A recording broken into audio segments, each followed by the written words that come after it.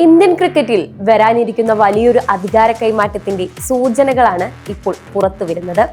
2026 IPL സീസണിന് പിന്നാലെ സൂര്യകുമാർ യാദവിന് പകരം ശ്രേയസ് അയ്യർ ടീമിനെ നയിക്കാനെത്തുമ്പോൾ ക്രിക്കറ്റ് ലോകം ഉറ്റുനോക്കുന്നത് സഞ്ജു സാംസൺ എന്ന മലയാളി താരത്തിന്റെ വൈസ് ക്യാപ്റ്റൻ പദവിയിലേക്കുള്ള ഉയർച്ചയാണ്.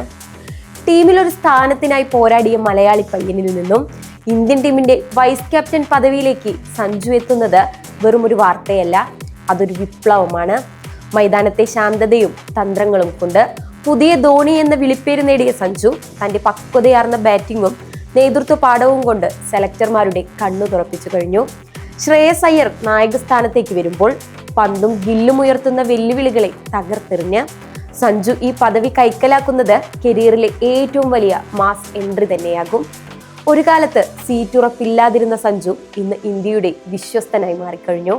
ശത്രുക്കൾ പോലും ബഹുമാനിക്കുന്ന ആ പുഞ്ചിരിക്ക് പിന്നിൽ ഇന്ത്യയെ വിജയത്തിലേക്ക് നയിക്കാനുള്ള പൂർണ്ണമായ തന്ത്രങ്ങളുണ്ട്.